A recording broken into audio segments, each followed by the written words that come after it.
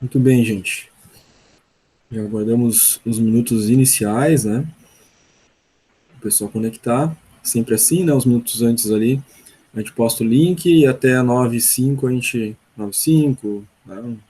Mais ou menos esse horário a gente aguarda para o pessoal conectar e dar início à nossa aula.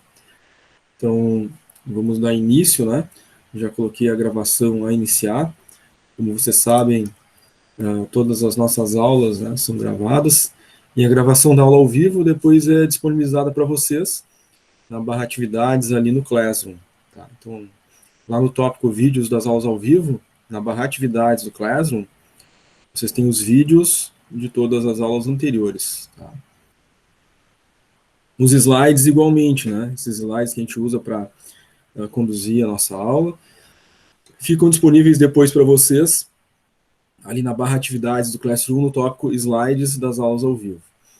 Os slides das aulas anteriores já estão lá para vocês. O slide da aula de hoje também estará ali. Logo a gente termine essa primeira parte da aula, né? O contrato pedagógico aconteceu no primeiro dia de aula.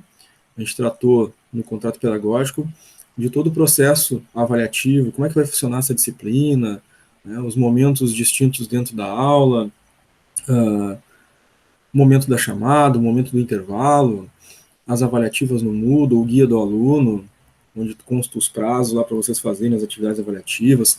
A gente falou do trabalho disciplinar, a gente falou da prova, a gente falou da substituição. A gente abriu o Moodle e mostrou onde fica lá as atividades avaliativas, onde vai aparecer a prova para vocês. A gente abriu o Classroom, mostramos onde está o trabalho disciplinar ali para vocês fazerem. A gente abriu o arquivo do trabalho, mostramos que o arquivo é editável, vocês fazem ele ali mesmo. Depois fecha o arquivo, clica em entregar, para entregar o trabalho disciplinar. Então, falamos com detalhes nesses diversos aspectos. E está gravado, né? E disponível para vocês ali na barra atividades, no tópico contrato pedagógico. Ali está o vídeo, né? Do contrato pedagógico, com todos os combinados, demonstrando, né? Como tudo vai acontecer. E além do vídeo está o slide ali do contrato pedagógico, que a gente usou para conversar a respeito, né? De todo o processo de aula, processo avaliativo, enfim. Mas, como vocês sabem, é uma prática, né? Sempre no início de cada aula, a gente lembra, no mínimo, do calendário. O calendário foi um elemento aí que a gente utilizou lá no vídeo do contrato pedagógico, mas a gente fala rapidamente dele para relembrar os compromissos básicos aí, né? Aqueles que valem nota e que vocês têm que estar sempre muito atentos. Então, sempre, em cada uma das aulas, a gente relembrou do calendário para ninguém perder os prazos. Dia 23/4, a gente teve aula 1 e 2, logo após o contrato pedagógico, a gente tratou desse conteúdo, né? E vocês ficaram com o compromisso de acessar o Moodle na semana 1 e fazer a atividade avaliativa 1, valendo 1 ponto. Prazo dela, no guia do aluno, conforme a gente demonstrou lá no vídeo do contrato pedagógico, né? Dia 30/4, tivemos a aula 3 e 4, dentro da semana 2, lá dentro do Moodle, né, da disciplina de comportamento. Vocês ficaram com o compromisso de fazer a atividade avaliativa 2, valendo 1 ponto também. Prazo igualmente no guia do aluno. Tinha que fazer até aquela data e aquele horário, né, que estava lá estipulado. Dia 7/5, semana passada, a gente teve aula 5 e 6. Vocês ficaram com o compromisso de fazer, dentro da semana 3, lá dentro do Moodle, da disciplina de comportamento, a avaliativa 3. Dentro do Moodle, então, valendo 1 ponto. Prazo para fazer ela. Estava lá registrado no guia do aluno. Tem até tal dia e tal horário para fazer. Né? Tinha que ter feito até aquele prazo. Dia 14/5, hoje, a gente vai ter a aula 7 e 8, e vocês têm o compromisso lá de fazer a atividade, a avaliativa 4, dentro da semana 4, dentro da disciplina de comportamento lá no Moodle. Vale 1 ponto, tem prazo para fazer, o prazo está no guia do aluno, tem que fazer até aquela data e aquele horário que está lá registrado no guia do aluno. Tá?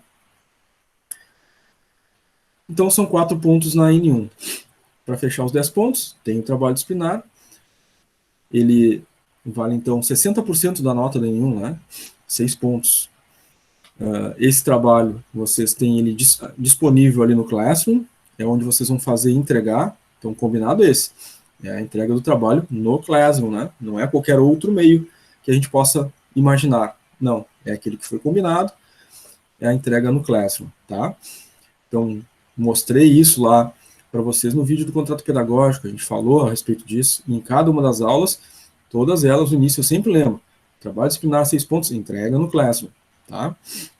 Não é por e-mail, não é por WhatsApp, não é por outro, né, meio qualquer, é pelo Classroom, né? Tem que abrir ali o trabalho de vocês, clica na barra atividades, procura o tópico trabalho disciplinar, tá ali o arquivo de vocês, clica no arquivo, desenvolve o trabalho ali, fecha o arquivo, clica em entregar. Tem uma segunda opção de entrega, né? Aqueles que têm dificuldade, às vezes, de editar ali pelo celular, naquele arquivo, pode usar um arquivo externo, né, para fazer o seu trabalho, e depois vai enviar esse arquivo, vai anexar esse arquivo no Classroom, no mesmo lugar. Vai abrir o Classroom, vai abrir o trabalho disciplinar, vai clicar na atividade de trabalho disciplinar, né? Só que em vez de clicar em entregar, como não editou o arquivo que está ali, vai clicar em adicionar arquivo, adiciona o seu arquivo externo, lá da pastinha do celular ou do computador, depois igualmente clica em entregar. A entrega combinada é até 15/5, então qualquer dia e data até esse dia 15 é possível fazer entrega, inclusive já teve gente que já entregou, né? Mas o limite é até o dia 15, que é o sábado, né? Então ele está ali à disposição de vocês desde o primeiro dia de aula, tá? Trabalho, ele, conforme a gente combinou, né? Vocês poderiam, na elaboração, né? Poderiam fazer em dupla, trio ou grupo, mas na entrega, cada um tem que entregar o seu. Cada um vai abrir o seu Classroom, cada um vai clicar no seu trabalho e vai fazer a sua entrega individual, tá? E no dia 21/5, é sexta-feira que vem, vocês vão ter a prova final, tá? Prova final no Moodle, ela vale 10 pontos da M2, são 10 questões objetivas, né, sobre o conteúdo da disciplina, né? Qualquer questão entre os conteúdos trabalhados da aula 1 a 8, tá? Essa prova, né, ocorre lá no Moodle, ela vai aparecer para vocês abaixo da semana 1, 2, 3 e 4. Tá? Entrou na disciplina de comportamento, abaixo das semanas lá, né, 1, 2, 3, 4, vai aparecer a prova final. Vocês vão clicar nela, para fazer ela vai pedir um código, tá? Então, nesse dia 21/5, vai ser postado no Classroom as instruções de prova e o código. Então, vocês vão acessar o Classroom, vão ler as instruções, copiar o código, e lá no Moodle inserir o código de prova para ela abrir para vocês. E vocês vão fazer, então, as 10 questões. Só depois de fazer as 10 questões, vão clicar em salvar e enviar, e o sistema já vai dar a nota de vocês na N2. A média de vocês é N1 mais N2, né? N1, aqueles 4 pontos das avaliativas no Moodle mais o trabalho, e a N2 a prova. Soma as duas, né? Se ficou com 10 na N1, se ficou com 10 na N2, soma as duas dá 20, divide por 2 dá 10, média final 10. Eu espero que todos fiquem com uma média dessas, né? Mas se não acontecer, né, no mínimo, a gente tem que ficar com uma média 6, né? Que é a média mínima para aprovação, tá? Quem ficar abaixo de 6, reprovaria, mas ainda tem uma chance, né? Que é a avaliação de substituição. A substituição, ela substitui a menor nota entre a N1 e a N2. Então, digamos, fiquei com 8 na N1 e 2 na N2. Soma as duas dá 10, divide por 2 dá 5. Então, vai ficar com uma média 5. Quando eu fizer a substituição, a nota que eu tirar na substituição substitui a menor nota. Se eu fiquei com 8 na N1 e 2 na N2, vai substituir o 2, né? Da N2. Quanto é que eu preciso tirar na substituição para passar? A nota que somada com a N1, né, dividido por 2 dá 6. Então, se eu fiquei com 8 na N1, quanto é que eu preciso na substituição? Preciso de 4, né? 8 mais 4, 12, divide por 2, 6. Então, na substituição, eu preciso tirar a nota suficiente, no mínimo, né, para que somada com a maior nota, dividido por 2 dê 6. Essa prova de substituição é no Moodle, no dia 5/6. Então, quem ficar abaixo da média, automaticamente, nesse dia, fica com a obrigação de acessar a disciplina de comportamento, lá no Moodle, ali abaixo da semana 1, 2, 3 e 4 da prova final, vai aparecer lá a prova de substituição. É só clicar nela, nessa não tem código, e fazer as 10 questões. Ao final das 10 questões, salvar e enviar, vai dar já a nota da substituição, que vai substituir, então, a menor nota. Esses foram os detalhes, né, básicos aí do processo avaliativo. A gente tratou disso longamente lá no vídeo do contato pedagógico, no primeiro dia de aula. O vídeo está gravado, disponível para vocês na barra atividades do Classroom, né, lá no tópico vídeos das aulas ao vivo. Certo? Quem não assistiu, espero que já tenha assistido, já estamos no final da disciplina, né? Mas quem não assistiu, ouviu pela metade, né, já passou do tempo, tem que assistir o mais breve possível, né? Certo? Alguém com alguma dúvida, alguma pergunta, gente, sobre o processo avaliativo?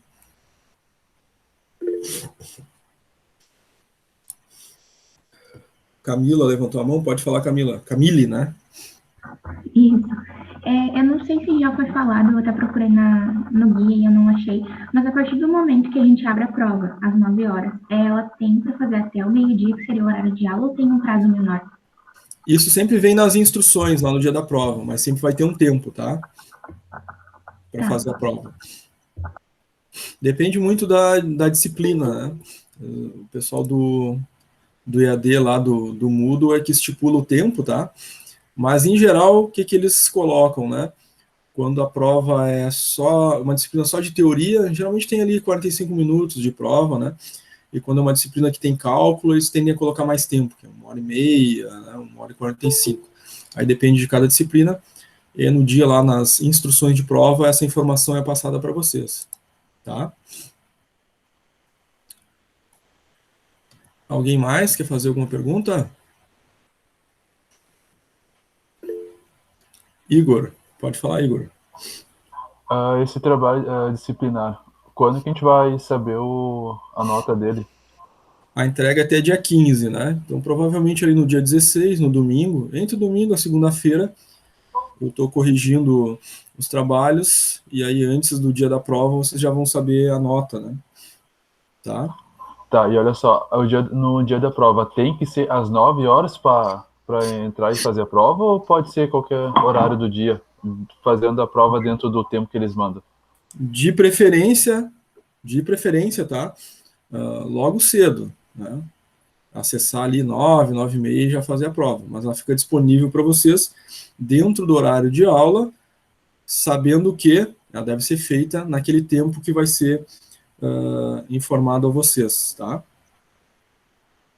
Tá bom, obrigado. Certo? Alguém mais, gente? Mais alguma pergunta, alguma dúvida?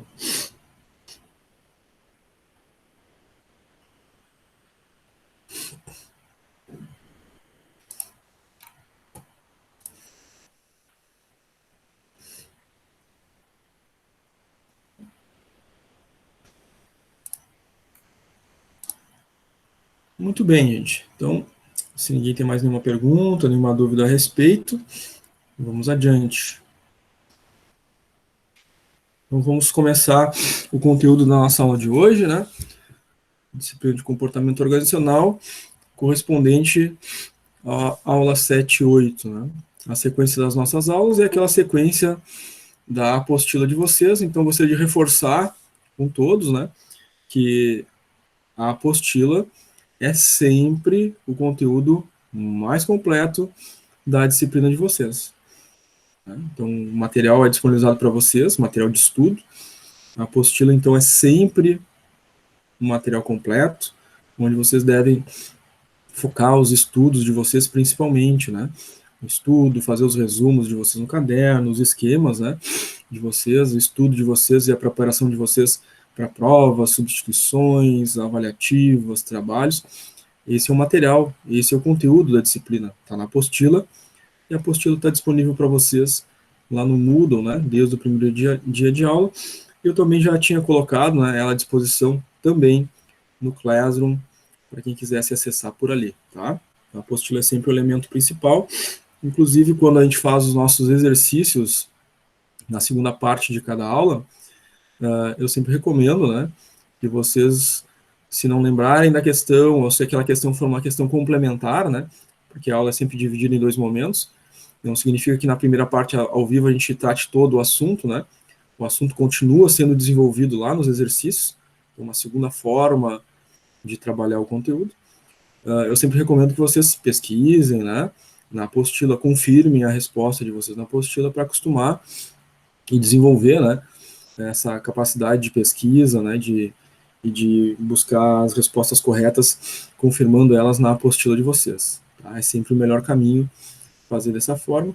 Os exercícios são não só, né, para fixação do conteúdo, faz parte do processo ensino-aprendizagem da aula, mas também para compreender, né, o formato das questões, né, se acostumar com essa pesquisa na apostila, porque depois, na hora de fazer uma avaliativa, na hora de fazer uma prova, né, fica muito mais facilitado.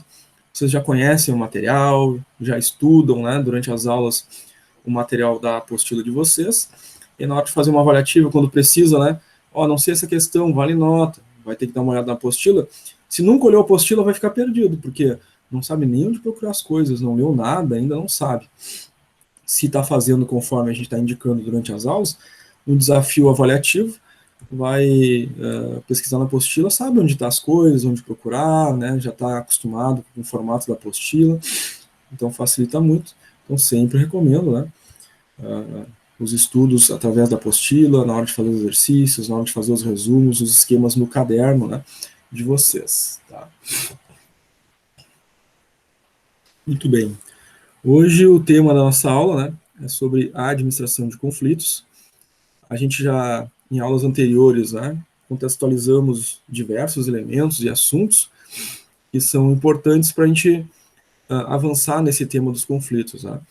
A gente já conversou a respeito, né, da diferença entre grupos e equipes, a gente conversou a respeito já das teorias a respeito dos tipos de liderança, os tipos de líderes, as teorias da motivação, né, com aqueles diferentes autores, né. A gente conversou sobre a importância do indivíduo, da pessoa, né, dentro das organizações como elemento principal, que realmente traz os resultados. O contexto, então, do clima organizacional, da cultura organizacional e todos esses processos de motivação, liderança, comunicação, né, e fatores motivacionais, fazendo, né, o maior ou melhor resultado possível através desse grupo humano que atua dentro das organizações. Mas é claro, né, que a atuação das pessoas dentro de um grupamento social humano organizacional traz, eventualmente, conflitos próprios inerentes do convívio ou de elementos externos, né, da natureza do trabalho, né, dos processos que são realizados, né, dos interesses diversos e objetivos diversos que podem surgir dentro dos grupos, né, ou a partir dos indivíduos em relação à própria organização que atua. Então, conflitos é algo natural do convívio humano. O conflito em si, né, ele não tem nenhum aspecto positivo nem negativo. O que dá o aspecto positivo ou negativo é a forma como, né, os grupos, equipes, pessoas lidam com o conflito. A partir da forma como se lida com o conflito é que ele passa a ser ou positivo ou negativo. Em si, ele não tem um sinal, né, matemático aí de mais e menos, né, não é nem positivo nem negativo. Tá? Vai depender sempre da forma como a gente lida com ele. Então, em questão organizacional, o objetivo é que todos os profissionais se tornem profissionais estratégicos, né, ou, né, se desenvolvam para que, né, esse nível seja alcançado. Um profissional estratégico não é aquele que está no nível estratégico da organização. Né? A organização se divide em nível operacional, tático, estratégico. Né? Não é essa estrutura hierárquica. Nessa visão de conflitos, o profissional estratégico ele pode estar em qualquer nível, né, organizacional, né, mas desde que ele seja aquele indivíduo que saiba lidar com conflitos, mediar esses conflitos no dia a dia, ou seja, saber conviver, né, com esse ambiente eventualmente conflitoso. Tá? Esse é um profissional estratégico.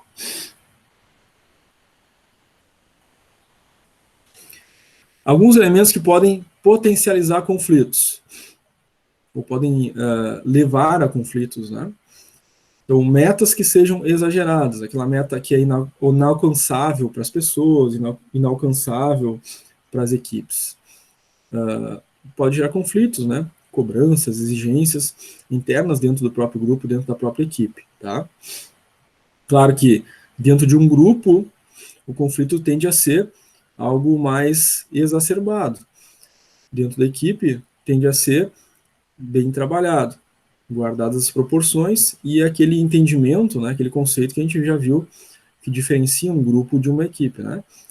Um grupo ainda é formado por indivíduos com objetivos distintos, né? Que não estão alinhados, unidos, com foco no busca de determinadas metas. Na equipe, não, né? Na equipe há uma união, uma potencialização e uma soma das habilidades, né? Direcionados na busca de metas em comum. Nesse sentido, os conflitos tendem a ser mais bem trabalhados pelas equipes e com mais dificuldade para grupos, né, que ainda não amadureceram ao ponto de se tornarem uma equipe. Claro que as metas exageradas, né, vão ter um impacto distinto, diferente em cada tipo, e as metas exageradas, sim, podem ser potencializadoras, né, exacerbar um tipo de conflito. A liderança ditatorial, a gente já estudou, né, os tipos e formas de liderança. Claro que a liderança ditatorial, né, ela está mais ligada àquele tipo de liderança que é o tipo autocrático. Lembram lá da aula dos tipos de liderança, né? Tinha o líder autocrático, a liderança democrática, o liberal, o laissez-faire, né? Tinha a liderança transformadora, enfim, a gente viu aqueles tipos, né?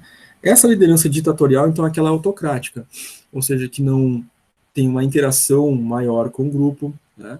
Aquela liderança que estabelece as regras e exige a cobrança sem uma interação com o grupo, né? Não há uma democracia ali, né? Não há um chamado à participação do grupo, né?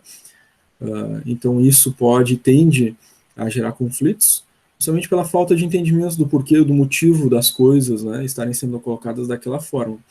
Uma liderança democrática, uma liderança liberal que busca a participação das equipes ou dos grupos tende a gerar menos conflitos, porque as pessoas passam a ter essa comunicação e a compreender o porquê das coisas, porquê aquela regra, porquê aquela norma, porquê aquele procedimento.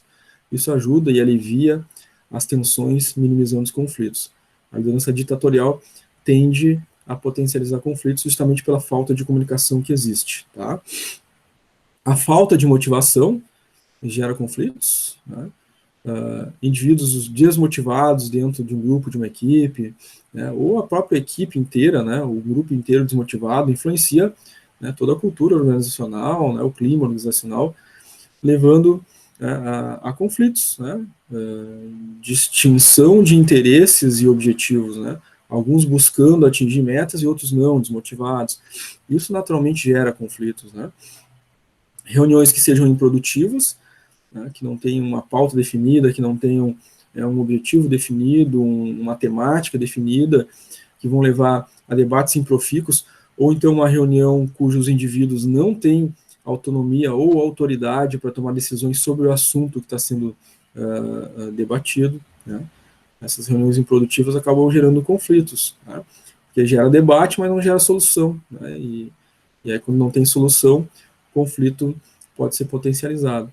A subjetividade de avaliações, então, uma outra temática que a gente viu já nas aulas anteriores é aquela questão do feedback, né? Dar feedback, receber feedback. A gente viu ali, né? Feedback tem que ser claro, conciso, objetivo, baseado em fatos, né? Sempre falando em nome de si mesmo, nunca em terceiros, para evitar a geração e a potencialização de conflitos. Tá? E, claro, a sensação de injustiça é um dos principais elementos também geradores de conflitos, muito conectado àquela teoria da Stacey Adams, né, que é a teoria da equidade. A sensação de injustiça vem do momento em que os indivíduos se sentem injustiçados ou vem uma injustiça acontecendo com outrem, né, dentro do grupo ou dentro de um outro grupo ou de uma outra equipe. Tá? Leva a conflito, né? Aquela situação que o indivíduo, então, analisa, né, o seu próprio desempenho, verifica se esse desempenho está sendo ou não devidamente reconhecido, né, e quando estabelecidas metas e premiações, né, para bom desempenho, por exemplo, né, seja um reconhecimento material ou não, se esse reconhecimento ocorre para alguém que não tem um bom desempenho, uma sensação de justiça ocorre, ou seja, quebra, né, aquela teoria da equidade lá da Stacey Adams e gera, então, uma potencialização de conflitos, tá, entre os indivíduos, grupos e equipes. Então, esses são alguns potencializadores.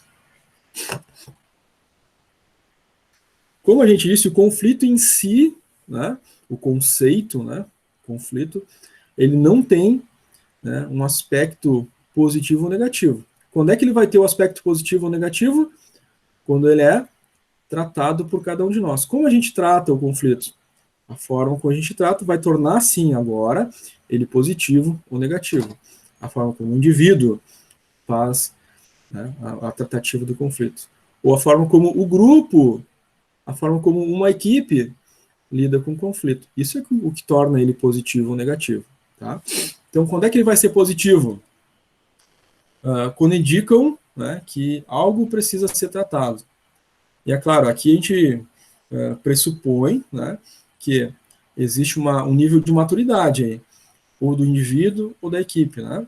Não só um conhecimento para saber lidar com aquela situação, mas uma inteligência emocional suficiente, né, para não tornar aquilo negativo. Ou seja, a gente vê o problema e a gente trata, ou seja, a gente vai trabalhar para resolver.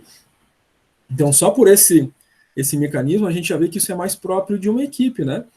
Porque a equipe tem aquela postura de união, de apoio mútuo, né, de buscar juntos, né, as soluções. Coisa que é um pouco distinta nos grupos, né, que ainda não atingiram a maturidade suficiente para ter essa união, essa capacidade de trabalhar juntos em equipe, né? Então, aqui, o conflito é positivo quando ele é tratado, né, dessa forma. Quando ele é positivo, quando ele propulsiona algum tipo de crescimento individual ou organizacional. E quando é que isso é possível? Quando os indivíduos, ao resolverem o conflito, né, dão um passo adiante, né, se desenvolvem, né, tanto intelectualmente quanto, né, a sua inteligência emocional, ou seja, aprendemos com aquilo, né, de alguma forma. E daquele conflito geramos soluções para a organização, melhores resultados. Tá? Então, nesse aspecto, o conflito é positivo. E vejam bem, é sempre as pessoas, o grupo, a equipe, lidando com a situação.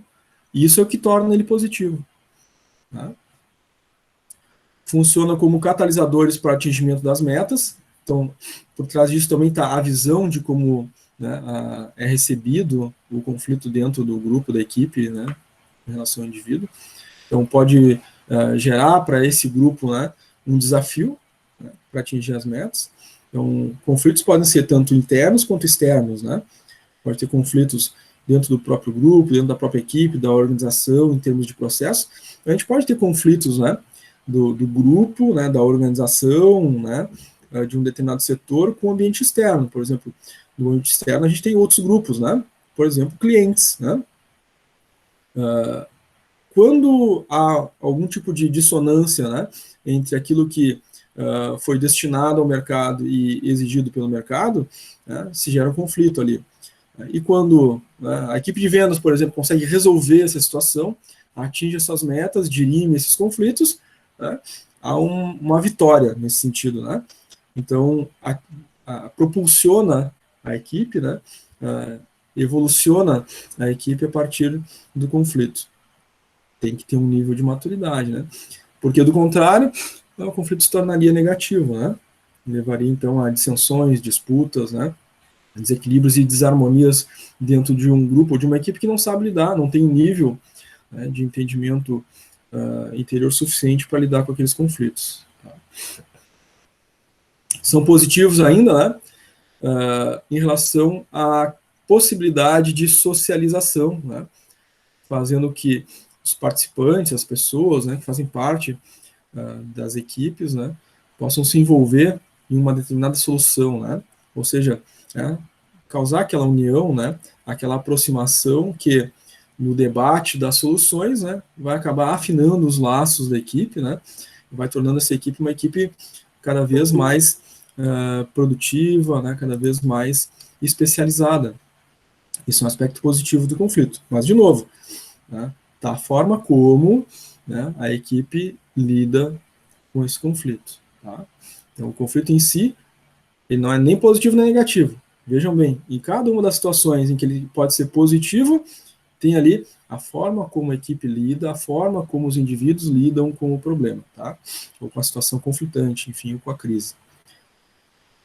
Ele é positivo quando proporciona união, né?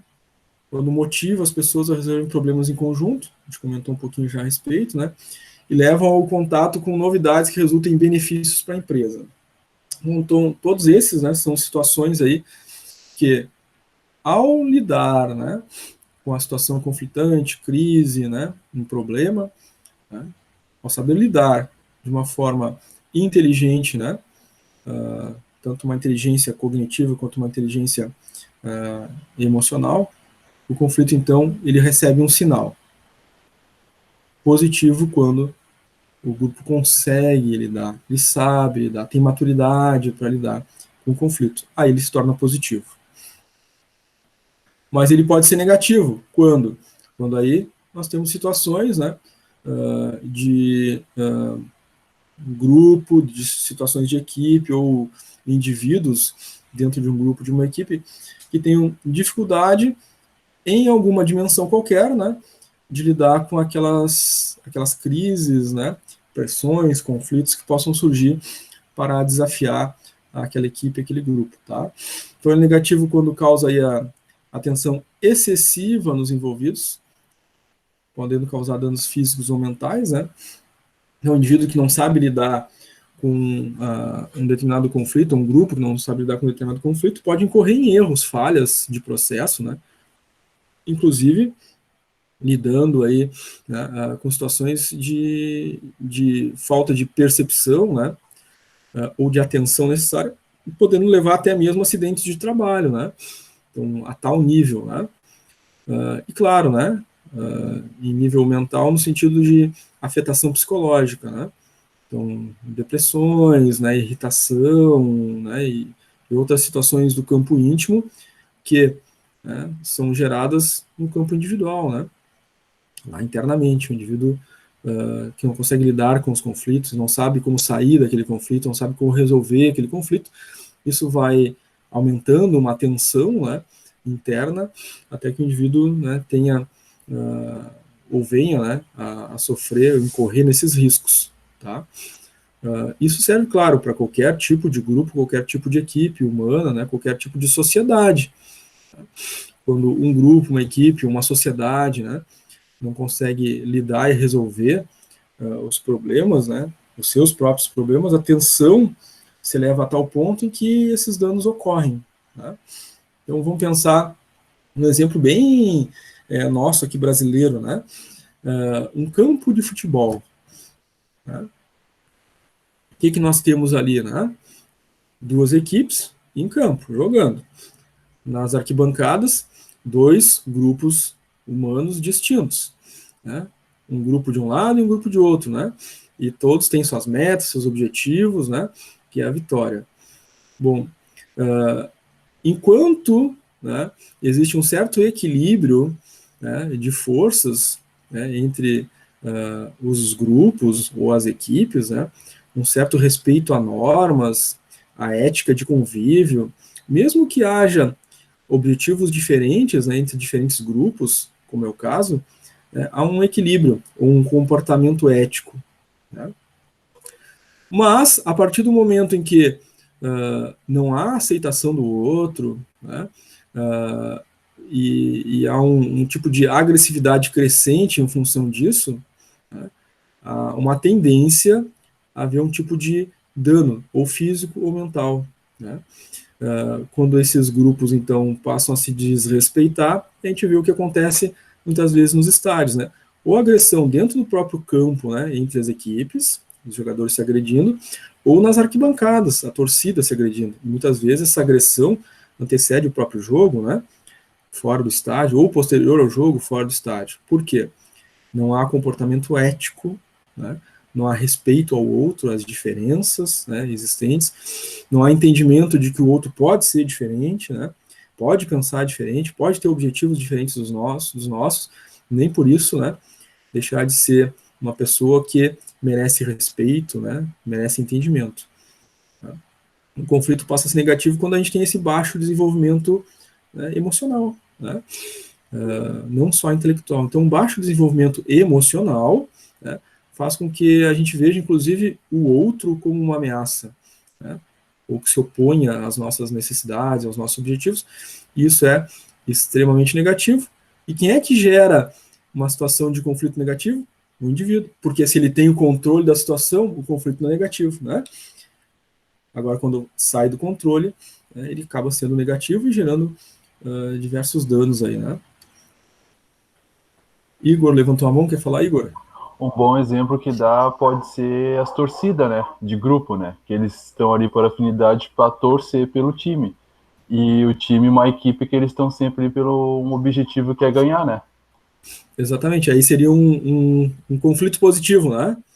Então tá todo mundo imbuído Pode ser. para buscar a vitória, né? A torcida torcendo pelo time e o time sendo apoiado pela torcida. Então tem uma sinergia positiva aí, né? Existe um conflito, né? Na busca das metas ali, né? Todo mundo se exigindo, né? Dentro do grupo, se exigindo dentro da torcida, mas é um aspecto positivo ainda, né? Claro que isso também mesmo, né? Na torcida pelo mesmo time, às vezes pode se tornar um conflito negativo, quando há então um desequilíbrio de forças, né? E às vezes até a agressão da própria torcida com o seu próprio time, né? Isso acontece muitas vezes. Mas é sempre, né? O indivíduo que torna o conflito positivo negativo. Ou seja, tem um conflito, um objetivo, né? Uma pressão entre os elementos para ganhar, né? Para obter uma vitória. Aí é um apoio, né?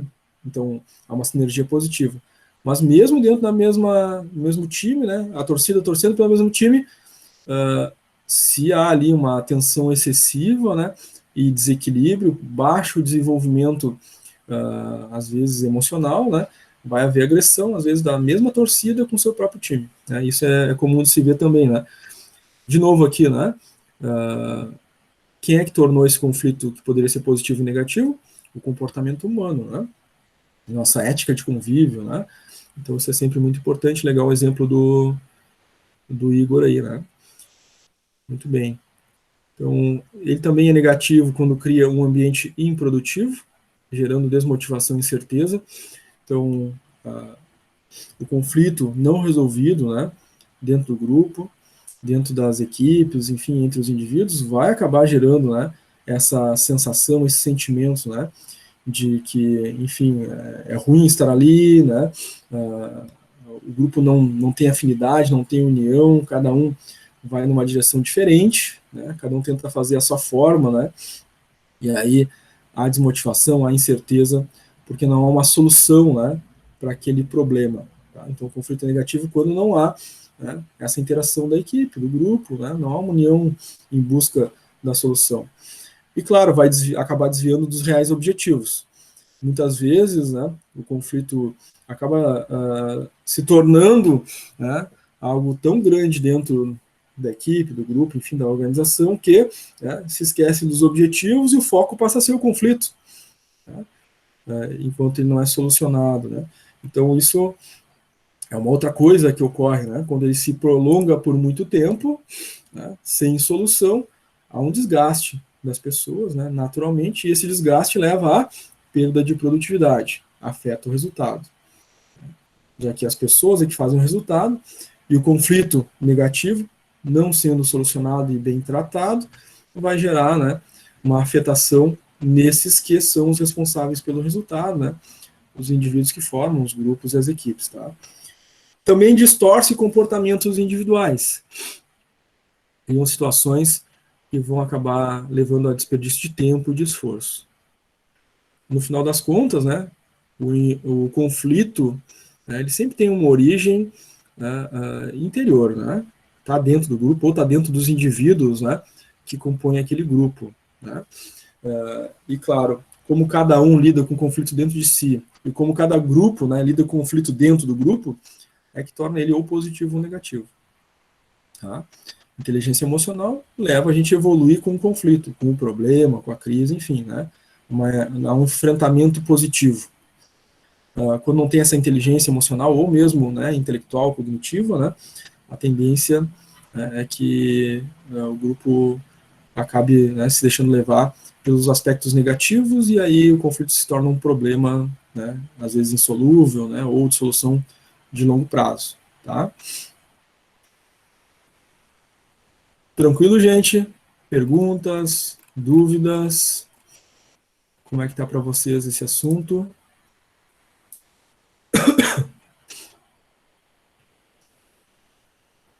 Camille colocou tudo certo.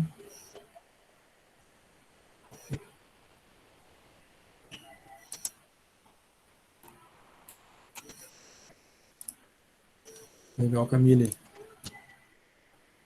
Muito bem. Então vamos indo adiante. Mediação do conflito.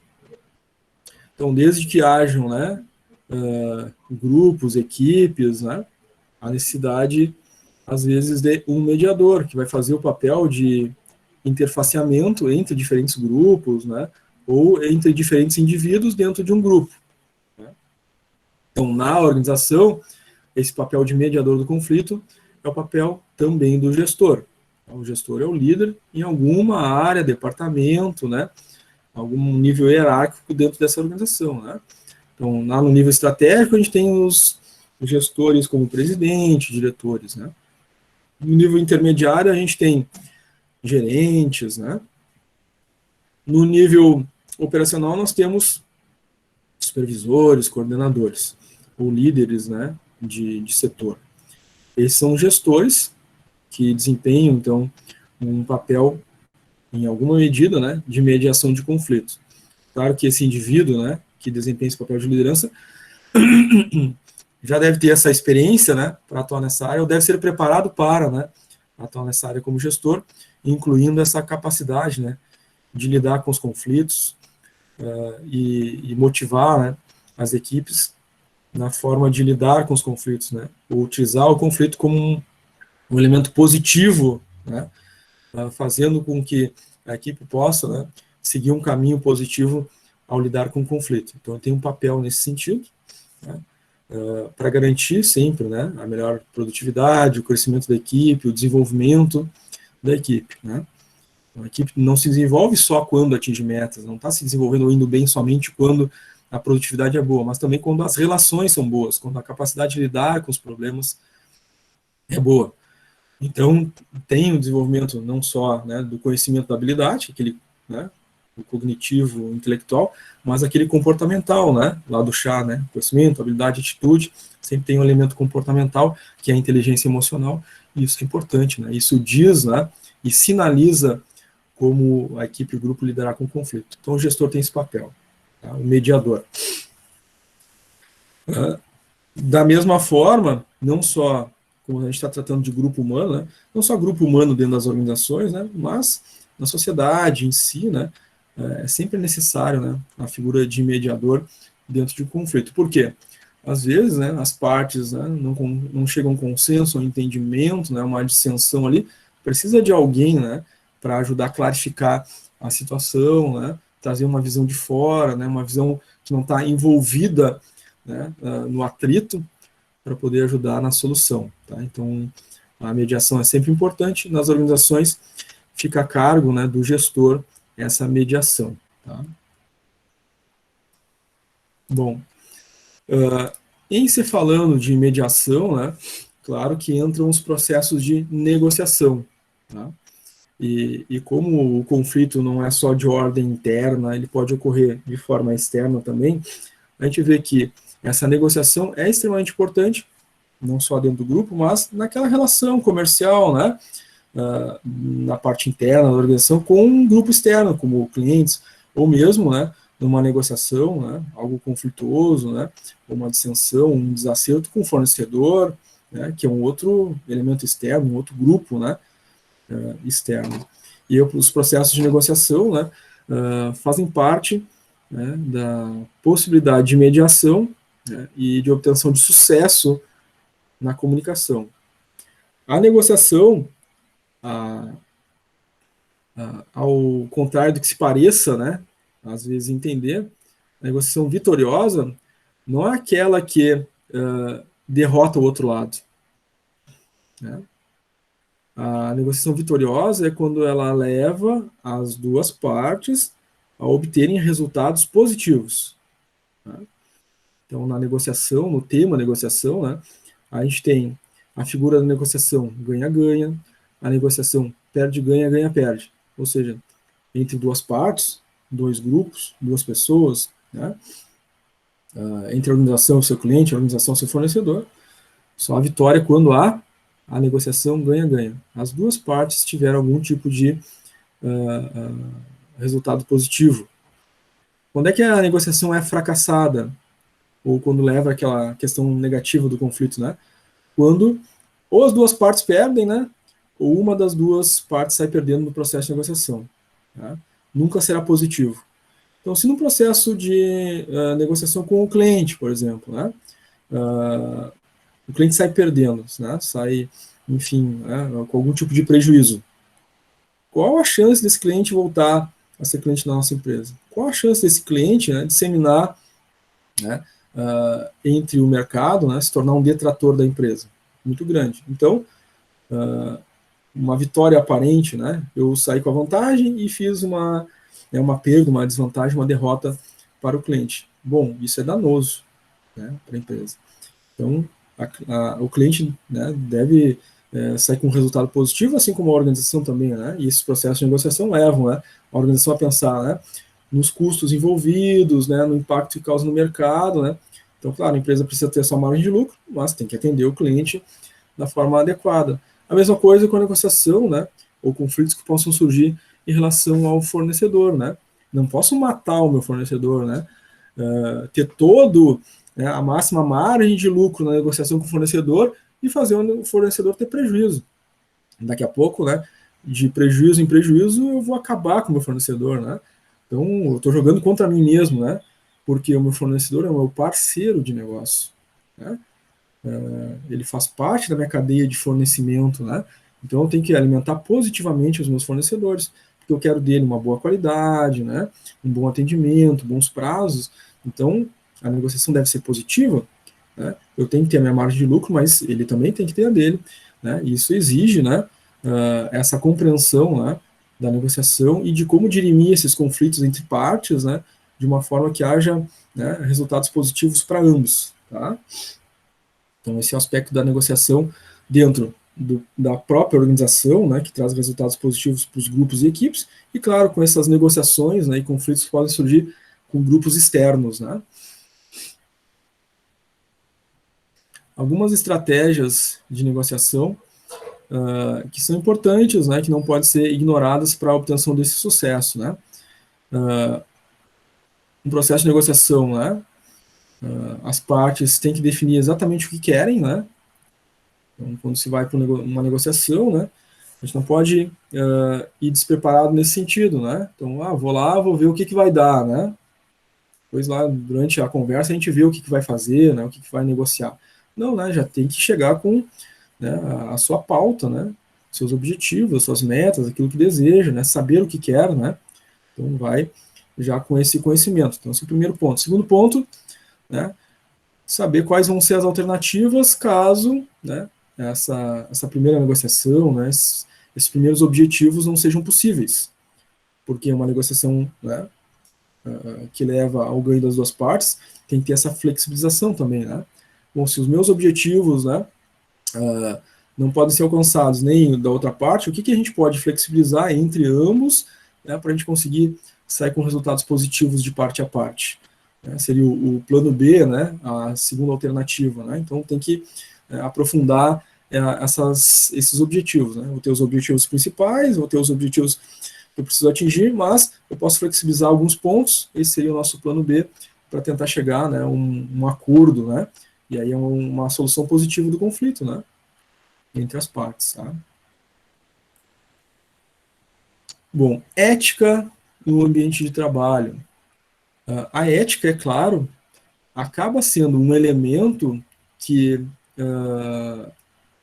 facilita muito, claro, se os indivíduos compreenderem e seguirem, né, essa ética de trabalho, né, facilita muito para que não chegue nem a ocorrer, né, conflitos, né, desde que os indivíduos saibam e conheçam as regras e tenham maturidade, né, intelectiva e emocional para entender que precisa cumprir com aquelas regras, porque ao cumprir com aquela regra eu estou respeitando o espaço, estou respeitando o outro, estou respeitando, né, a minha equipe, meu grupo, né, o espaço onde eu estou atuando, tá?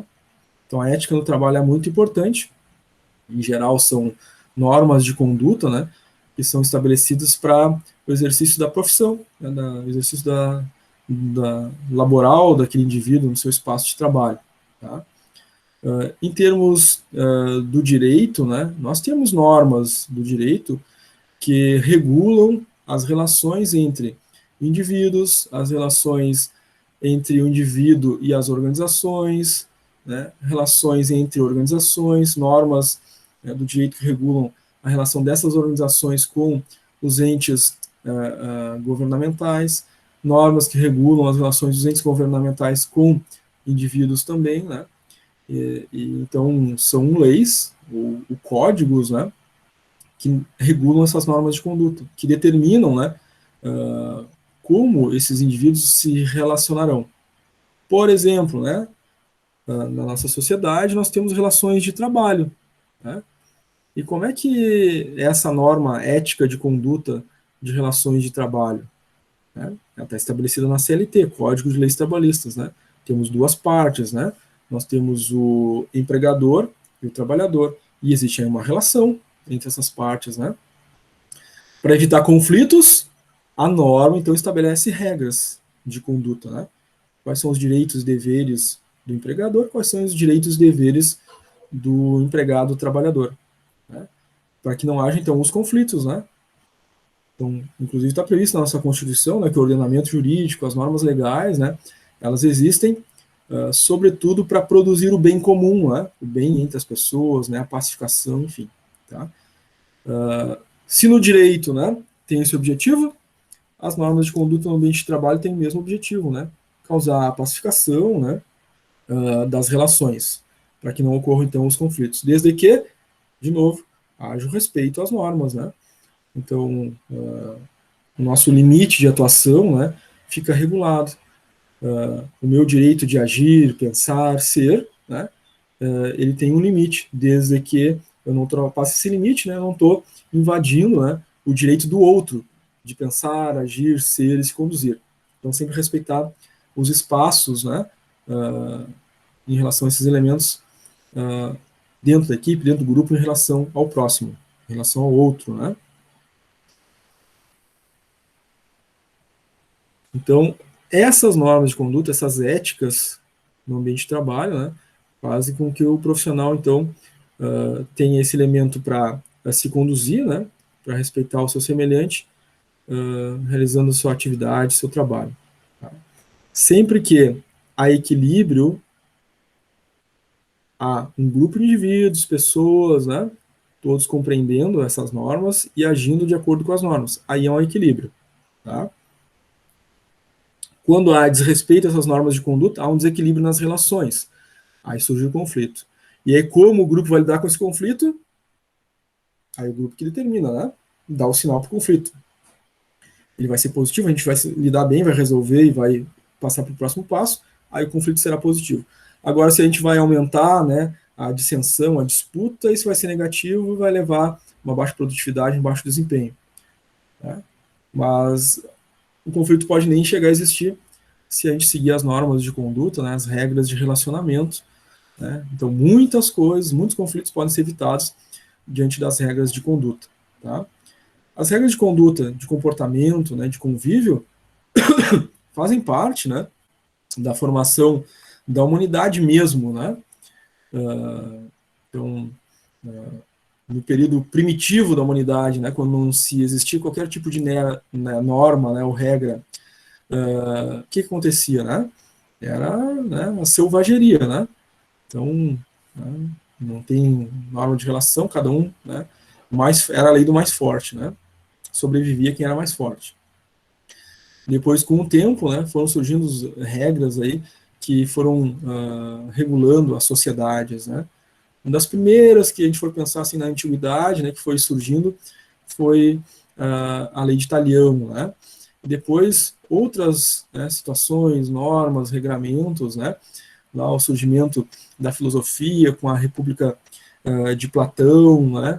E depois a formação das sociedades mais organizadas, né?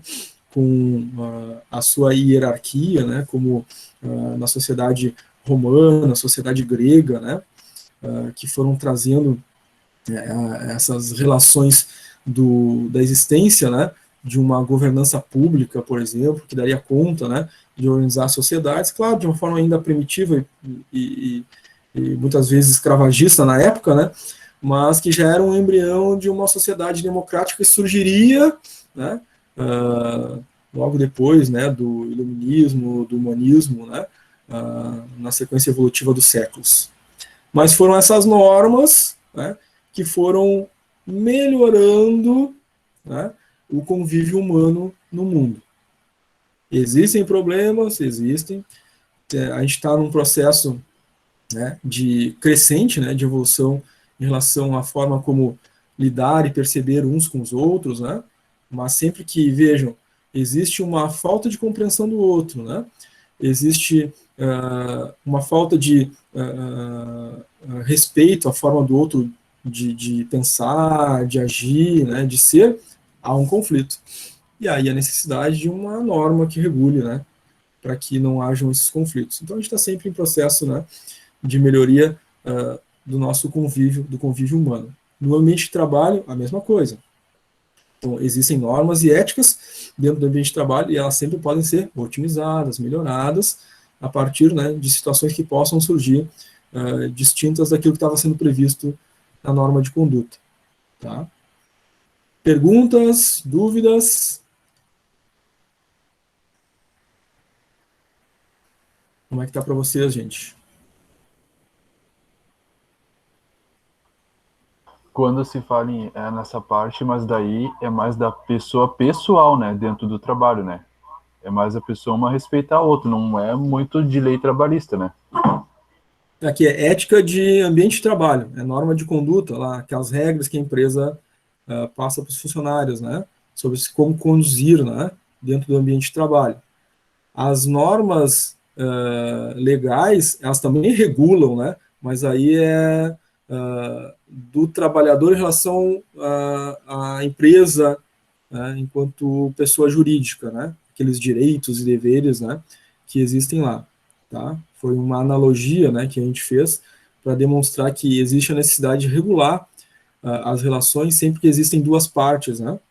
Então isso existe na sociedade para regular, por exemplo, não só as relações de trabalho entre empregador e empregado, mas as relações de consumo também, né, entre a empresa prestadora de um serviço, né, o comerciante de um produto e o consumidor. Então nós temos ali uma regra de relações, né, no Código de Defesa do Consumidor, por exemplo, nas regras existentes entre dois outros entes, né, como, por exemplo, o governo e as empresas, né, nós temos o Código Tributário Nacional, então temos duas partes e a necessidade de regular essas relações entre essas duas partes, mesmo que sejam pessoas jurídicas, né, mas existe essa necessidade, uma ética de relações. Então, sempre onde existe grupo, equipe, sociedade, organização humana, há necessidade de regras que relacionem, né, ou que conduzam essas relações. Então, essas analogias, né, para demonstrar que no ambiente de trabalho, da mesma forma, né, vão existir normas lá, né, horário para entrar, horário para sair, né, horário de almoço das equipes separadamente, né, normas, né, para utilizar determinado tipo de né, equipamento de proteção, por exemplo, né, normas de convívio, de respeito, enfim, entre as partes. Então, vão existir essas normas nas empresas também para relacionar, né, as pessoas, para fazer com que essa relação, né, seja construtiva, positiva, para que não hajam conflitos, tá? Nesse sentido, certo?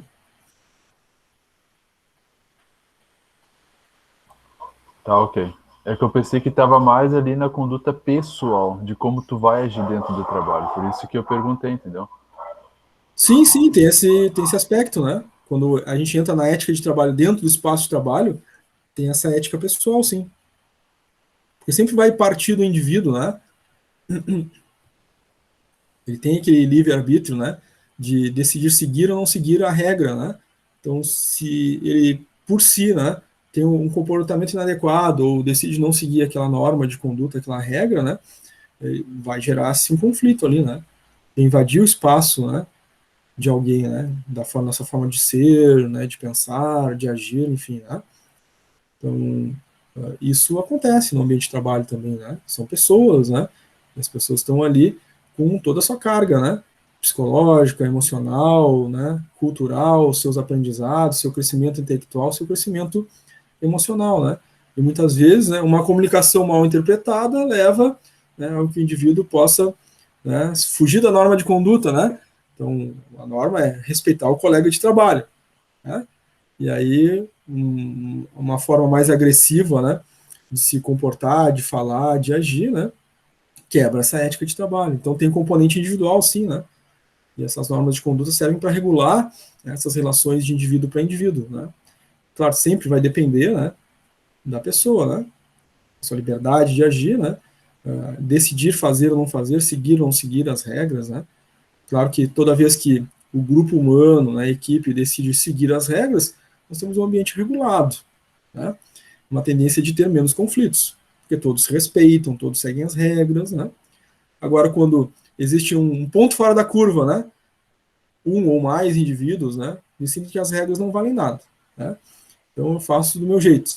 Isso vai gerar conflito, e o conflito pode ser negativo e gerar diversas situações negativas para a própria organização, para o próprio grupo de trabalho, né? Então sempre vai depender dos indivíduos, tá? Mais alguma pergunta, gente? Alguma dúvida? Uma participação de vocês?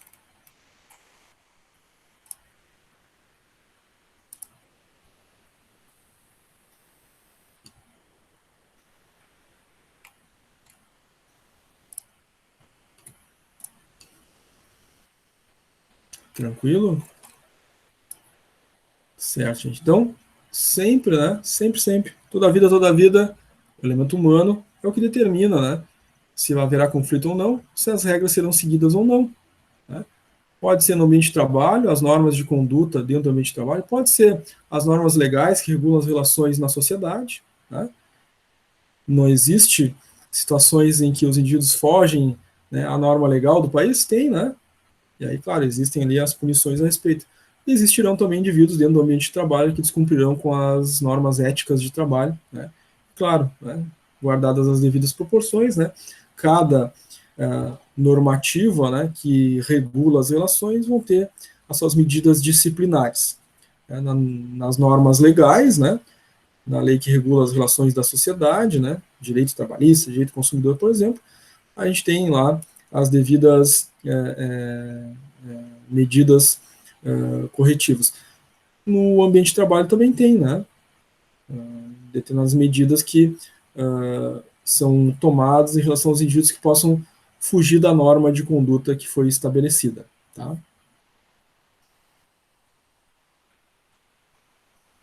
Muito bem. Sendo assim, essa ética, né, ela é inerente à própria vida, tá? Então, para que haja uma vida equilibrada, né, é preciso ter uma ética, né, e é preciso que todos sigam essa ética. Tá? E a ética, ela é cumprida ou não a partir do indivíduo, da introjeção, né, da interiorização dessas éticas, né, no campo íntimo da pessoa. Né? Se ela não interioriza essa ética de vida ou de convívio, né, obviamente haverá dificuldades e conflitos de convívio. Tá?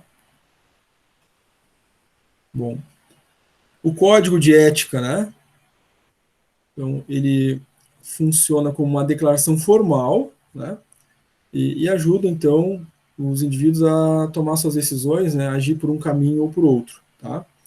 Geralmente, essas normas, né, essa declaração formal, ela já é conhecida, né, na empresa, nas organizações, logo quando o indivíduo, por exemplo, já é contratado, né? Em geral, as empresas fazem, né, um período de integração dos funcionários na empresa. Naquele período de integração, ele recebe os treinamentos, e nos treinamentos, né, além da forma de como fazer as coisas, né, ele também recebe informações, treinamentos, né, e às vezes manual escrito mesmo, né, de conduta, né, de como, né, as coisas acontecem, ocorrem, né, como as relações são reguladas dentro da organização. Depende de cada organização, né, depende da importância também que cada organização dá a isso, né, mas existe, né, esse código de conduta. Às vezes ele é escrito, né, e é passado para o colaborador através de manuais, e às vezes é através de um treinamento verbal, né, mas o indivíduo acaba tendo ciência, né, de qual é o código de ética, de conduta, né, de comportamento esperado dentro da organização que ele está indo trabalhar, né, começar a executar suas atividades laborais, tá? Alguns fatores que vão influenciar as decisões, tá? Decisões éticas. Nós temos aí a chamada intensidade ética, que é o grau de preocupação que as pessoas têm a respeito do assunto ético. Então, se o comportamento ético seguir as normas porque eu tenho entendimento da importância dessas normas, importância de respeitar, né, o convívio, né, em relação ao outro, à equipe, ao grupo, né, isso é importante, né? Então a gente tem uma intensidade ética para o indivíduo, para o grupo, tá? Então ela vai ser alta quando as decisões, né, forem tomadas a partir dessa intensidade ética, né, que afeta o grupo, né, e que é importante para o grupo. O grupo vê como as normas como algo importante para o seu convívio. Nós temos um outro fator que influencia as decisões éticas, que é o desenvolvimento moral, né?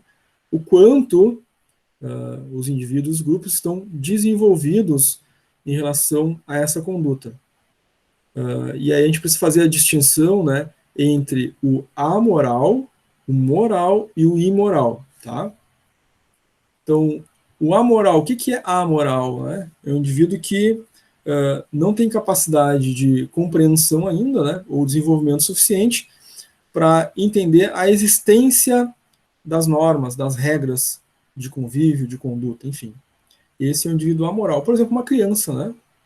Uma criança é um ser amoral. Ele não tem como tomar uma decisão se vai agir ou não agir de acordo com as normas, as éticas em si. Ele nem conhece, não sabe, né? Ele ainda não tem desenvolvimento suficiente para compreender as regras, tá? Então esse é o amoral. O moral é o indivíduo, o grupo, a equipe que conhece as regras e decide que elas são importantes e seguem aquelas regras como forma de regular suas relações. Então ali, né, respeito às normas e às regras que regulam essas relações, né? Então há respeito entre as diferentes formas de pensar, agir e ser, né? Há um somatório de forças, de potencialidades distintas, desde que se compreenda, né, que todos são diferentes e todos têm habilidades e capacidades distintas, né, haverá, claro, um somatório de forças, porque há respeito entre as partes, né, é uma ética de convívio. Então, aí nós estamos falando do indivíduo, do ser moral. E tem o imoral, ou seja, é aquele indivíduo, aquele grupo, aquela equipe que conhece as regras, conhece a ética comportamental, né, sabe como deve agir para respeitar, né, e ter um convívio equilibrado com os demais, mas decide não fazê-lo. Esse é o imoral. Conhece a regra, mas não cumpre a regra. Conhece a ética, mas não tem uma vida ética, né? Então, o desenvolvimento moral, né, é quando os indivíduos, compreendendo as regras, as normas éticas, as normas de convívio, né, ele toma decisões a partir dessas normas, né? E a tendência é que nessa situação haja, então, a minimização de conflitos, um melhor ambiente de desenvolvimento, de evolução, de progresso daquele grupo humano, tá? Então, claro, né, a organização, como ela é uma organização social formada por pessoas e indivíduos, é óbvio que ela precisa de um desenvolvimento moral, né, das pessoas para que ela obtenha os melhores resultados, porque é através desse desenvolvimento moral que as pessoas crescem, se desenvolvem, né, e atingem potencialidades maiores. Não vai ser no desequilíbrio, né, na desordem, né, e na dissensão e no conflito negativo que esse desenvolvimento, esse crescimento vai acontecer, né? Não se faz o bem pelo mal, né? Então, desenvolvimento moral é um aspecto importantíssimo e influencia as decisões éticas, tá? Definição dos princípios éticos também influenciam aí nas decisões, claro, né? As organizações vão definir quais são os princípios importantes para guiar e orientar o comportamento das pessoas, né? Das equipes e grupos. E não só, né, nesse sentido, mas também das relações externas que essa organização tem com os outros grupos, né? São, por exemplo, clientes ou fornecedores que são parceiros, né? Vão regular essas relações, tá? Até aqui, gente, como é que tá para vocês com esses elementos aí de decisões éticas? Tranquilo? Alguma dúvida? Alguma pergunta?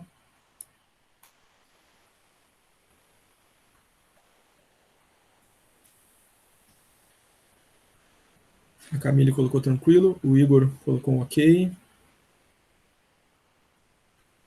Legal, gente.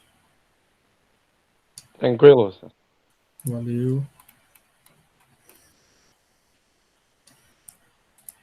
Sempre que quiserem perguntar, participar, fiquem à vontade, né, pelo chat ou ao vivo. Sempre enriquece muito o momento da aula, né? Vocês já trouxeram algumas perguntas, algumas participações, exemplos aí, né? E foram muito importantes, né? Foram bem pertinentes aí e enriquece o nosso momento de aula, tá? Muito bem. Bom, claro, né?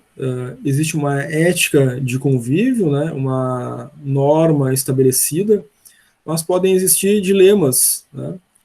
Éticos, ou seja, diante daquela norma, né, pode surgir um desafio, algo que não tinha sido previsto, né, algo novo, diferente, né, que não estava previsto na regra, né, não estava previsto na norma, na lei, né, na norma de conduta, enfim. Né. Como avaliar, né, diante desse dilema? Tá? Algumas perguntas ajudam a resolver esses dilemas para que eles não se tornem, né, aqueles conflitos negativos, né? Então, aquela situação específica, né, aquela conduta, aquela forma de ser, agir, enfim, isso é necessário, é certo e é justo, né, aquele comportamento, né, isso ajuda a decidir um dilema ético, né? Existe prejuízo, né, para alguma das partes, isso pode ajudar a resolver um dilema ético, né? Nós temos sempre ali, ou é dois grupos, duas equipes, né? Ou é a organização, né, e o mercado, a organização, seu fornecedor, ou é a relação da organização, né, com um ente federado, por exemplo, o governo, enfim, ou entre organizações. É certo fazer ou não fazer aquilo que se quer fazer? Primeiro pensamento. É necessário fazer isso? Se não é necessário, está resolvido o dilema, né? Só não fazer, não vai incorrer no problema. É certo e é justo? Bom, se não é certo nem injusto, não se deve agir daquela forma. Alguém sai prejudicado? Ou seja, das relações que existem dentro do grupo, da equipe, ou as relações que existem entre equipes dentro da organização, ou da organização mesmo, né, com outros entes externos, tem algum prejuízo para alguém? Bom, a gente define o dilema ético. Se existe um prejuízo, não seguimos esse caminho, né? Posso divulgar para a organização e para a sociedade, ou seja, aquilo que está sendo feito, realizado, né? É possível ser divulgado a todos? Não, né? Se não é possível ser divulgado a todos, tem algum problema. Então, isso ajuda a definir um dilema ético, né? Interiorizando agora, né? A ação individual, né? O comportamento de cada pessoa, de cada indivíduo, né? Esse comportamento individual, né? Ao fazer esse comportamento, ao dizer essas palavras, né? Ou ter esses atos, eu poderia dizer isso, por exemplo, para o meu filho, para o meu pai, para minha mãe, uma forma de interiorizar, né? De filosofar consigo mesmo, se perguntar, né? Se eu tiver essa atitude, né? Eu seria capaz, né? De dizer às pessoas que eu respeito e amo. Bom, se eu não sou capaz de dizer, né? Os meus atos para as pessoas que eu respeito e amo, tem um problema ético aí.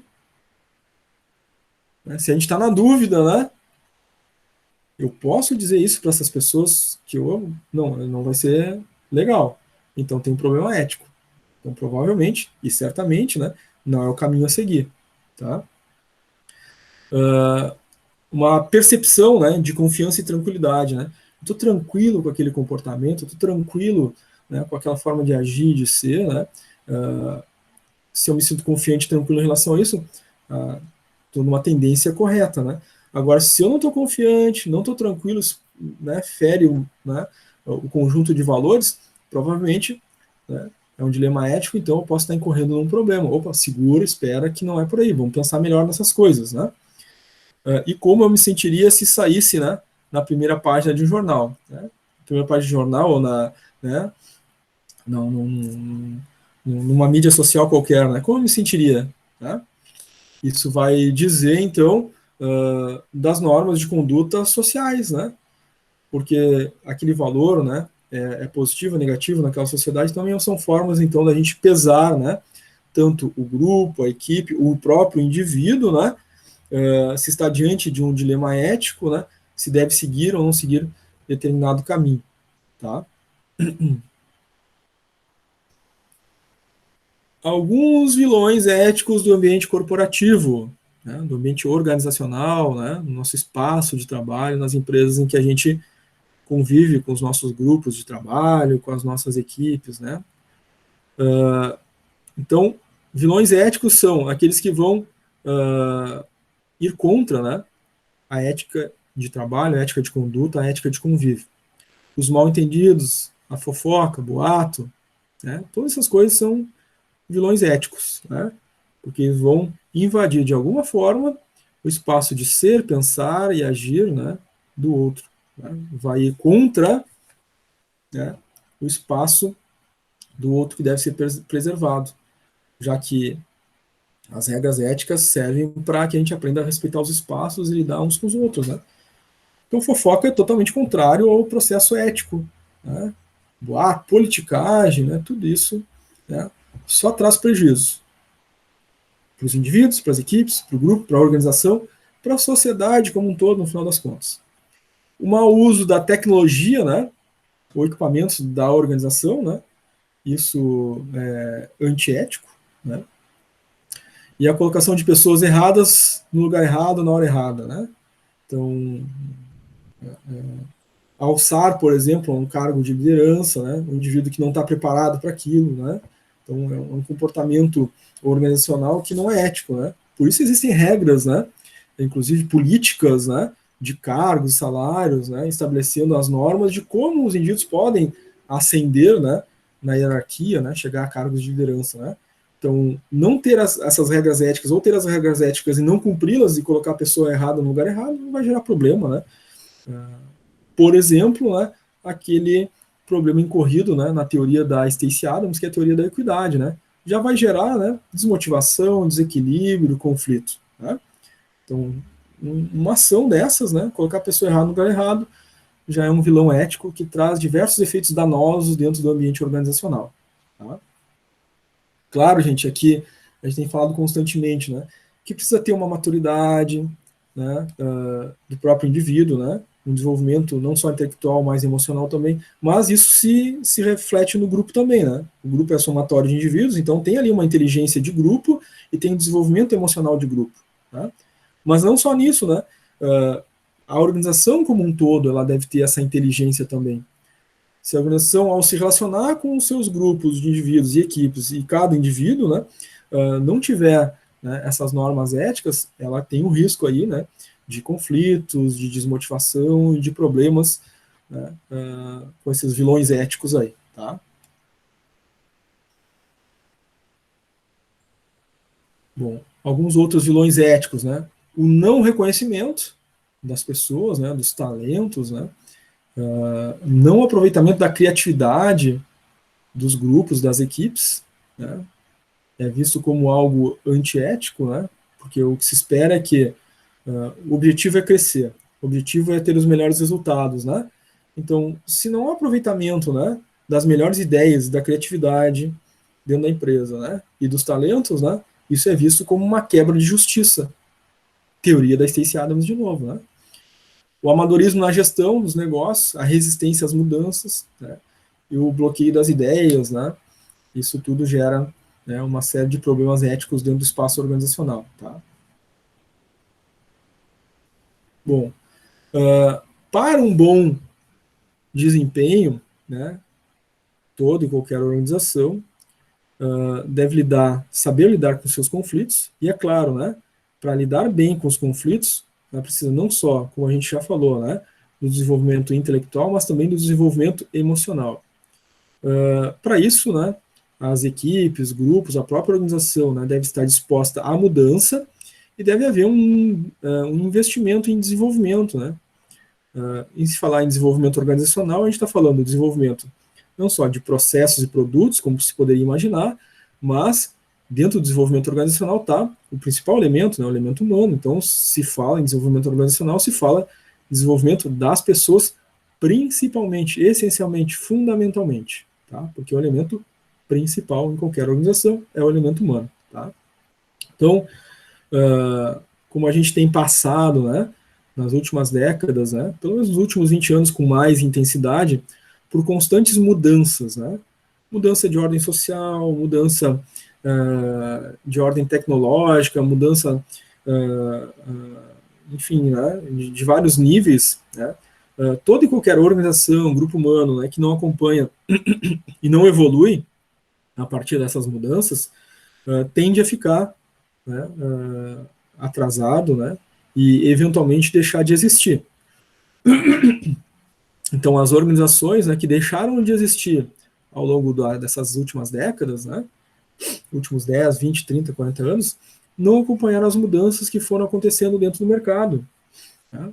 Não foram acompanhando as mudanças tecnológicas, as mudanças comportamentais, né, as mudanças da sociedade. Tá? Então, esse aspecto da mudança e do desenvolvimento organizacional está diretamente ligado também à manutenção da existência dessas organizações, desses grupos, né, de indivíduos dentro dessas organizações ao longo do tempo. Né? Vai existir essa empresa e vai existir aquele grupo de pessoas, né, dentro daquela organização, né, gerando lá emprego, renda, riqueza, produtos e soluções para o mercado, depende do quanto, né, esse grupo humano, né, essa organização, né, atua positivamente dentro desse aspecto das mudanças que vem ocorrendo e quanto ele se desenvolve, né, nesses elementos. Tá? Então, indivíduos e organizações precisam estar aí muito bem alinhados, né, com essas mudanças, né, para fazer as inovações, as alterações necessárias para, né, se manter ao longo do tempo, certo? Então, algumas razões existem aí e que se demonstram como resistência à mudança. Claro que elas devem ser superadas, né? Porque é importante as organizações e os grupos humanos, né, crescerem, né, e se desenvolverem, progredirem com a mudança. Né? Então, o medo do desconhecido, falta de informações, o medo da perda de segurança, né, um medo irracional, né, não ter racionalidade para a mudança, o medo e perda de poder, falta de recursos, a época inoportuna, isso tudo causa resistência à mudança. Bom, gente, é fato que evolutivamente, né, a própria espécie humana, né, evoluiu a partir da sua adaptação, né, às diferentes condições e mudanças que foram acontecendo no seu ambiente. Né? Isso é natural do processo evolutivo humano mesmo, né? E é intrínseco, ou seja, interno, né, de que a gente consiga crescer e evoluir com as mudanças. Então, tudo aquilo que resiste à mudança tende, né, a tornar aquele processo, aquela organização, aquele grupo, aquela equipe, aquele indivíduo mais atrasado em relação aos demais que conseguem acompanhar as mudanças. Tá? As resistências, então, elas podem se manifestar, né, tanto de uma forma ativa como de uma forma passiva. Tá? A resistência ativa, o que é? Né? É um indivíduo que vai reagir contra a mudança de uma forma clara, direta, aberta. Então, ele demonstra, né, os motivos pelos quais, né, expõe, né, o seu motivo por que está resistindo àquela mudança. Né? Indivíduos que são contestadores, verbalizam, né, falam, apresentam seus argumentos, né, com relação a essa mudança. Nesse aspecto, essa resistência ativa, né, ela é até vista como algo mais positivo do que a resistência passiva, porque o indivíduo demonstra, né, o porquê dessa resistência, e aí, ao demonstrar, ela pode ser trabalhada, esse indivíduo pode ser desenvolvido, né, pode se construir novas compreensões a respeito do porquê está sendo feita aquela mudança, por que aquele processo é importante mudar, né, por que está se organizando de uma forma diferente agora, né, visto os novos objetivos, as alterações do mercado, e se cria uma possibilidade de treinamento e desenvolvimento, quando tem essa resistência ativa, ela é demonstrada, é aberta, é direta. Tá? Ela é melhor e mais positiva frente à resistência passiva, porque a resistência passiva não, né? Ela é, muitas vezes, né, subjetiva, escondida, né? E ela vai minando, então, e sabotando a mudança, né? Sem se demonstrar. Então, fica difícil de identificar às vezes, né? E tentar converter, né? Essas ideias, né? E aí essa resistência passiva ela é a mais danosa, né? Ela é mais difícil de identificar e às vezes, né? Os indivíduos se interagem entre si, e fazem uma resistência, né, a essa mudança de uma forma mais subjetiva, né? Atrapalhando, né, o crescimento das equipes, grupos e da própria organização. Tá? Então, é uma oposição à implementação das mudanças por meios e manobras, né, antiéticas, inclusive. Né? Nada transparente, nada claro, enfim. Certo? Bom, tem como reduzir a resistência às mudanças? Claro, né? A organização pode desenvolver processos aí para reduzir, tá? Então, a informação, né? Demonstrar, né, o que vai ser feito, por que vai ser feito, quais os objetivos com aquela mudança, né, e o que se deseja alcançar, né, com esses objetivos, né, as metas que vão ser obtidas. Isso ajuda muito, né, a superar as resistências. Né. A persuasão, né, sobre os fatores que levaram àquela mudança, né, explicar do porquê da mudança, não só dizer, isso vai ser feito assim, né, e se quer atingir tal coisa, mas dizer porquê, né, a origem, né, por que a gente está precisando mudar, né, então isso é um elemento persuasivo, e claro, né, o diálogo, né, chamar os grupos para participar do próprio processo de mudança, né, debater os melhores caminhos junto com o grupo, isso ajuda muito, né, a superar as resistências à mudança. Liberar espaço, né, dentro desses grupos de debate, né, durante o processo de mudança, né, de fazer a persuasão, de explicar os motivos, né, os objetivos que se é com a mudança, mas abrir o espaço, né, para que as pessoas coloquem também essa expressão interna, né, do seu medo, da sua perspectiva, né, em relação ao que pode acontecer com aquela mudança, né, para que nesse espaço aberto de comunicação, né, esses elementos comunicados possam ser, né, trabalhados pela organização, pelas equipes, né, que estão conduzindo as mudanças. Né? Então, esses espaços de convívio é um espaço seguro, que as pessoas realmente possam falar o que sentem, o que pensam, né, não para punir ou para perseguir, mas para compreender e ajudar a desenvolver uma compreensão melhorada, né, daquela mudança. Tá? Bom, além do quesito mudança, né, a gente já viu que precisa fazer um desenvolvimento da organização, não só em processos, em produtos, mas em relação às equipes. Então a gente vê aqui, né, que o desenvolvimento organizacional realmente tem a questão dos processos, né? A gente precisa desenvolver a organização para a resolução de problemas, mas através das pessoas. Né? Processo de renovação, o que acontece? Através das pessoas. A dimensão participativa, que só acontece pela participação das pessoas. Vejam, sempre pessoas, né? Construção e fortalecimento das equipes, que são formadas por pessoas, e pesquisação, ou seja, buscar o conhecimento e agir através das pessoas. Então, o desenvolvimento organizacional, ele acontece desenvolvendo processos, produtos, sim, mas é através das pessoas que isso acontece. Então, o desenvolvimento organizacional, né, deve ser pensado fundamentalmente e principalmente em função das pessoas que agem sobre os processos, que resolvem os problemas, que são criativas, né, que são inovadoras. Tá? Então, o desenvolvimento organizacional se fundamenta pelas pessoas e através das pessoas para atingir e criar melhores processos, para desenvolver melhores produtos, atender melhores clientes, ter melhores serviços a prestar, certo? É uma sinergia positiva, né, que se cria através do desenvolvimento organizacional, tá? Então, quando fala de desenvolvimento organizacional, é desenvolvimento de processos e produtos, sim, mas através e dependendo essencialmente do desenvolvimento das pessoas, tá? Algumas técnicas do desenvolvimento organizacional. Começa, claro, com o treinamento da sensibilidade. Precisa sensibilizar as pessoas, porque é através delas que as coisas vão progredir, evoluir, né? Então, começa com as pessoas, começa com a sensibilização, né? Ou seja, demonstrar o que será feito, por que será feito, né? Os objetivos que se querem alcançar, como as pessoas vão participar desse processo, né, de desenvolvimento. Eventualmente, há necessidade de uma consultoria de processos, né?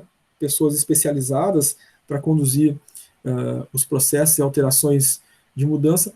Claro, precisa, no desenvolvimento organizacional, né, como o essencial são as pessoas, a gente precisa construir equipes, ou seja, os grupos de trabalho, né, ou grupos dispersos, eles devem evoluir para um estágio de equipe, né? Então a gente tem que fazer construção de equipe, né?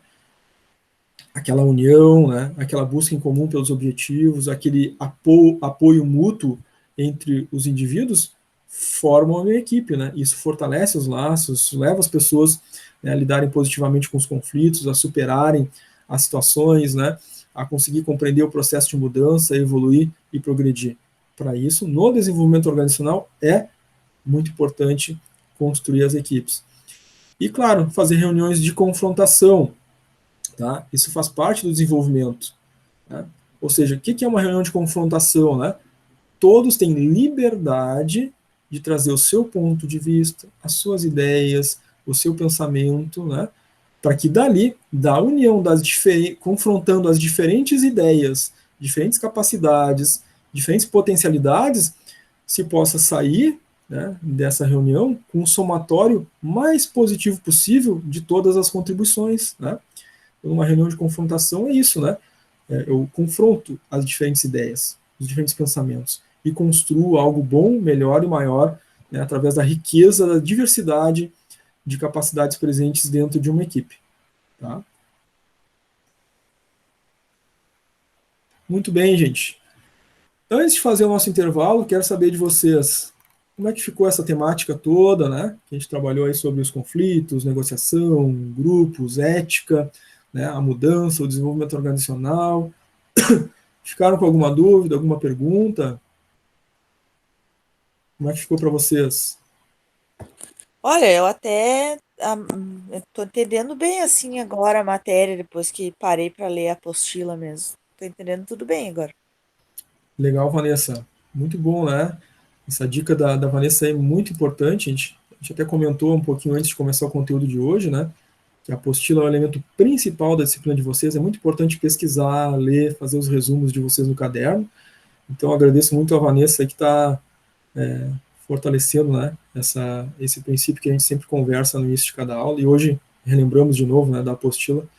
Bacana, Vanessa. Obrigado pela tua contribuição.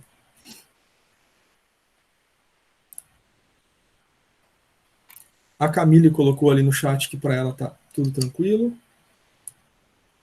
Muito bem, gente. Se vocês não têm nenhuma dúvida, nenhuma pergunta aí a respeito desse conteúdo que tratamos, né? A gente vai fazer um intervalo, então. São 10h40, voltamos ali 10h55, né?